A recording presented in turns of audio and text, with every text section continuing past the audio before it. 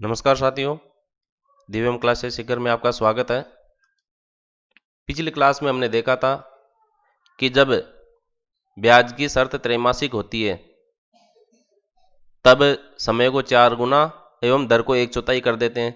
लेकिन ये एक विशेष सवाल देखा था हमने, जब इसमें ब्याज 3 माह से चुकाते हैं लेकिन 9 माह के लिए चुकाते हैं तो इसमें समय को 4 गुना न करके हमने केवल 3 गुना किया था और दर को 1/4 किया था, जिसके लिए मैंने आपको विशेष तौर से समझाया था कि इसमें 3 माह के लिए धन काम में लेते हैं तो इसको 1/3 नहीं करते हैं।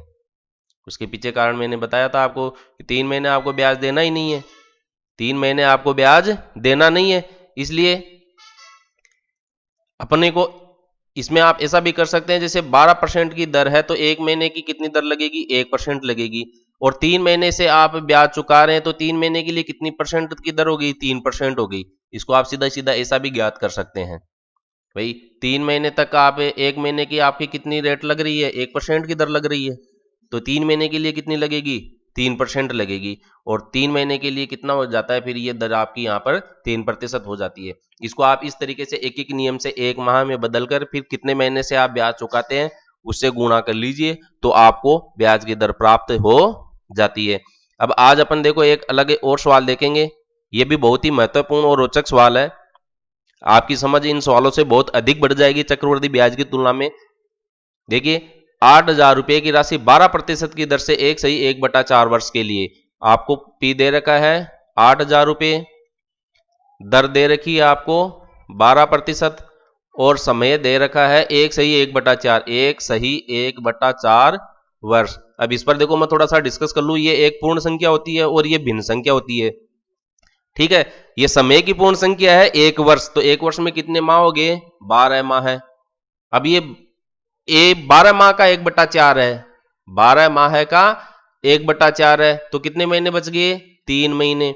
तो प्लस 1/4 का मतलब ये 3 माह है, तो टोटल कितने महीने हो गए, 15 माह हो गए। यानी कि जो 8,000 रुपए की राशि 12% की दर से है, हम कितने महीने के लिए काम में ले रहे हैं, 15 माह के लिए काम में ले रहे हैं, 15 माह के लिए उधार दी जाती है। तो इन चीजों को भी अपने को चेंज करना आना चाहिए, बदलाव करना आना चाहिए इनके अंदर। यदि ब्याज की शर्त प्रति 5 माह ही हो, तो देखो ऐसा सवाल आपने पहली बार देखा होगा कि ब्याज की शर्त प्रति 5 माह हो तो बताओ चक्रवृद्धि ब्याज क्या होगा।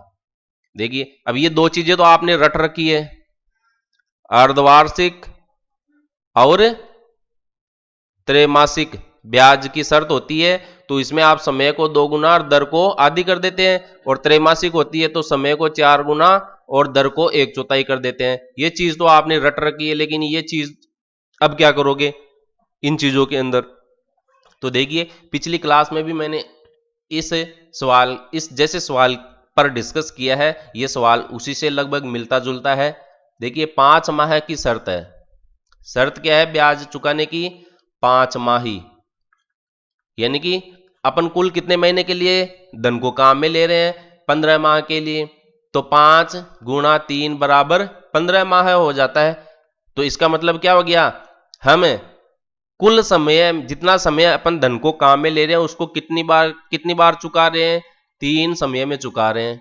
कितने समय में चुका रहे हैं, 3 समय में, यानी कि 3 बार में अपन धन को चुका रहे हैं। तो यहां पर जो समय होगा आपका, जो ब्याज आप ज्ञात करेंगे P गुणा 1 प्लस R बटा 100, इसके अंदर जो ब्याज समय अपन लिखेंगे वो कितना लिखेंगे, 3 गुना लिखेंगे। क्योंकि जो समय 4 गुना 2 गुना 3 गुना करने के पीछे कारण क्या है कि आप ब्याज कितनी बार चुका रहे हैं, 3 महीने से, 6 महीने से या 10 महीने से, कितने महीने से भी चुकाओ, लेकिन उसको कितनी अवधि के लिए काम में लिया और उस अवधि में आप कितनी बार उस धन को चुका रहे हैं, धन का ब्याज चुका रहे हैं। तो 15 माह में अपन कितनी बार चुका रहे हैं, 3 बार चुका रहे हैं, इसलिए समय यहां पर 3 आएगा। अब रही बात ब्याज की दर की, ठीक है।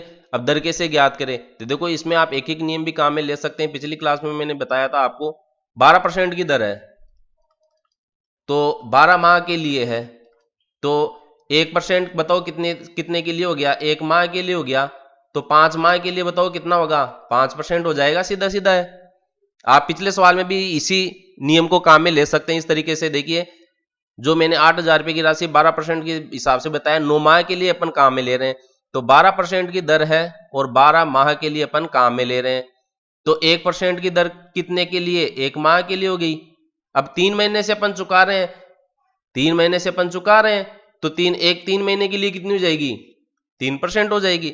सीधी सीधी बात है। तो ये इन चीजों को आप इन सवालों को जितने ज्यादा अधिक सवाल हल करेंगे तो आपकी समझ इनके प्रति बढ़ती जाएगी, कुछ भी आपको नया नजर नहीं आएगा। तो देखिए तो दर अपनी कितनी हो गई यहाँ पर? 5% रह गई है। जो 12% की दर थी तो वो वास्तव में कितनी लगेगी अब अपनी इस सूत्र के अंदर? 5% लगेगी और इसमें माइनस भी रहेगा। तो अब इस सूत्र के अंदर आपको कुछ भी नहीं करना है, जो टेक्निकल बात थी वो मैं आपके साथ शेयर कर चुका हूं। देखिए सुनिए, हल कीजिएगा, रखिए मान सी आई बराबर 8,000 गुणा 1 + 5/100 की घात 3 माइनस का 8,000। अब सवाल हल करना है आपको, तो कैलकुलेशन बच गई है, ये तो सीधी सी बात है। 105/100 की घात 3 माइनस का 8,000, तो ये 8,000 गुणा 105/100 गुणा 105/100 गुणा 105/100 और माइनस का 8,000। 3 बिंदी से तो देखो 3 बिंदी कट जाएगी, 2 का भाग लगाएंगे 4 बार, 2 का भाग लगाएंगे 5 बार, तो ये 4 का क्या हो गया? 25 चौके 100। अब 5 का भाग चला ही जाएगा इनमें, तो दे दीजिए 5 दूनी 10, 5 एकम 5, ये 5 का देंगे तो ये 21 हो जाएगा, ये 5 का देंगे तो 21 हो जाएगा। तो कुल मिला के क्या बचा है? 21 को 21 से गुणा करेंगे तो 441 आएगा, फिर 21 से गुणा करना है, फिर माइनस में 8,000 है, तो 441 को आप 21 से गुणा कर लीजिए, 1 4 4, एक स्थान छोड़ दीजिए, जो 8 8, तो ये 1 4 2 6 8 4 12 8 1 9,261 आ रहा है। 9,261 माइनस का 8,000, 8,000 फिर 9,000, 1,261 रुपया इसके अंदर आपका प्राप्त हो रहा है। तो आपका चक्रवृद्धि ब्याज कितना हो गया इस सवाल के अंदर? CI 1,261 रुपया हो गया है। तो एक बार मैं फिर रिपीट कर दूं आपके लिए, 1/4 वर्ष के लिए अपन धन को काम में ले रहे हैं, तो 1/4, तो ये एक जो है पूर्ण संख्या होती है और वर्ष में है ये, यानी कि 1 वर्ष और 1/4 माह हो गया है, वर्ष हो गया है, ये भी वर्ष में है, तो 1/4 वर्ष है, उसको अपन माह में बदल लेंगे। ठीक है, तो 12 से आप गुणा कर दीजिए इसको, तो 12 गुणा 1/4, तो 4 का भाग देंगे 3 माह, और ये 1 वर्ष है, तो 12 माह प्लस 3 माह 15 माह हो गया। अब 5 माह ही शर्त है, इसका मतलब 5 3 15, 3 टुकड़ों में अपन उस धन का ब्याज चुका रहे हैं, इसलिए समय यहां पर 3 गुना कर देते हैं।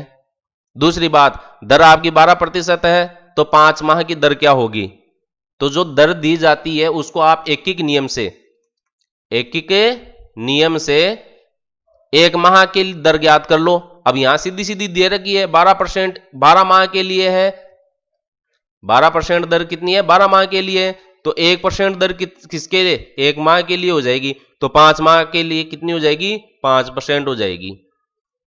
और अगर ऐसे नहीं दी गई हो तो भी आपको जो दर दी जाती है उसको पहले 1 माह में बदल दीजिए, यानी कि जो दर दी गई है वो उसके अंदर आप 12 का भाग लगा दीजिए, जो भी दर दी जाए उसके अंदर 12 का भाग लगा दीजिएगा, तो आपको 1 महीने में जो दर लगेगी आपकी ब्याज की वो प्राप्त हो जाएगी। फिर जैसे 7 माह से आप ब्याज चुका रहे हैं तो उस दर को 7 से गुणा कर दीजिए, तो यहां 7% आ रहा है, तो आपको ब्याज की दर प्राप्त हो जाएगी जितने माह से भी आप ब्याज चुका रहे हैं। ठीक है, अब इसके अंदर देख लीजिएगा, इस सवाल के अंदर भी वही है, 12 का भाग लगा देंगे 12% में तो 1% आएगा। अब अपन 3 माह से चुका रहे हैं, 3 से गुणा कर दो तो दर 3% आ गई, ये लीजिए।